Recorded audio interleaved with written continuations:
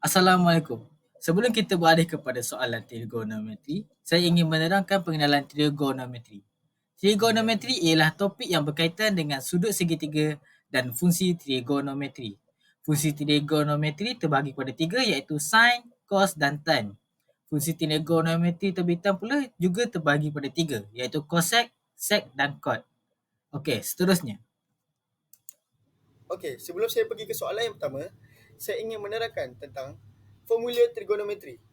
Formula trigonometri ada tiga, iaitu sin, tan dan cos. Untuk mencari sin, kita harus membahagikan opposite dengan hypotenuse. Dan untuk mencari cos pula, kita perlu membahagikan adjacent dan hypotenuse. Dan yang terakhir sekali, untuk mencari tan, kita perlu membahagikan opposite dengan hypotenuse.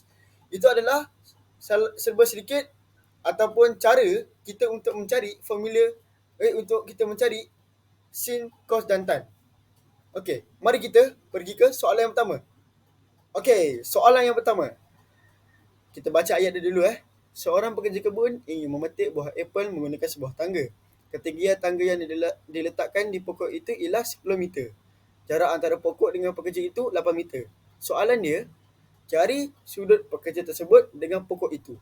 Okey, korang mesti pening kan macam mana kita nak menyelesaikan, kita nak mencari jalan penyelesaian bagi mengira sudut pekerja tersebut dengan pokok itu. Okey, jadinya mari saya tunjukkan jalan penyelesaiannya di ruangan sebelah. Okey guys, sebelum kita menjawab soalan, kita haruslah melihat gambar rajah yang telah diberikan. Gambar rajah telah berikan adjacent dan hypotenuse. Adjacent dia adalah 8 meter dan hypotenuse dia adalah 10 meter. Jadinya ia sangat sesuai untuk mencari cos. Kita menggunakan formula cos untuk mencari sudut pekerja dan pokok itu. Okay, first kita letak cos X sama dengan 8 per 10. 8 per 10, korang letak balik apa yang telah diberikan di gambar rajah tersebut. Dan korang bahagi 8 per 10 menjadi 4 per 5. Dan seterusnya, kita pindahkan cos ke sebelah kanan untuk mencari X. Jadi cos pindah ke sebelah kanan akan menjadi cos inverse. Cos inverse kita darab dengan 4 per 5. Jadilah jawapannya adalah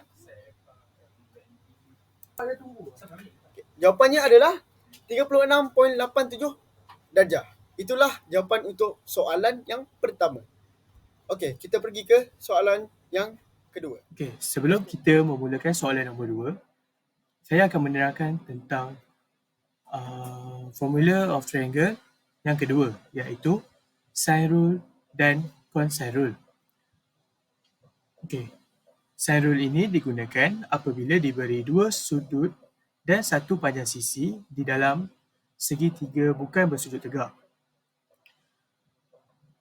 Untuk mencari sisi, kita akan menggunakan rumus A bahagi sin A, B bahagi sin B dan C bahagi sin C. Untuk mencari sudut pula, kita akan menggunakan sin A bahagi A, sin B bahagi B dan sin C bahagi C. Okey, seterusnya, untuk cosine rule pula, rumus dia ialah A kuasa 2 sama dengan B kuasa 2 tambah C kuasa 2 tolak 2 BC cos A. Atau jika kita ingin cari cos A, kita akan menggunakan cos A sama dengan B kuasa 2 tambah C kuasa 2 tolak A kuasa 2 bahagi 2 BC. Okey, kembali balik kita kepada soalan nombor 2, iaitu semasa pekerja itu memetik buah apel, buah tersebut terjatuh ke tanah. Cari jarak buah apel itu jatuh dari pekerja.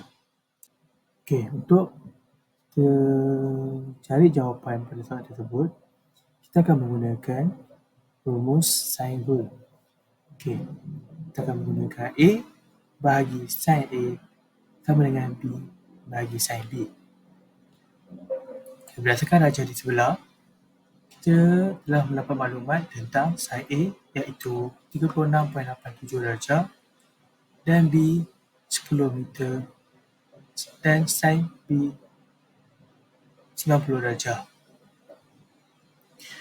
Kita ambil maklumat tersebut dan masukkan pada jawapan kita. Okey, di sini kita akan mencari A.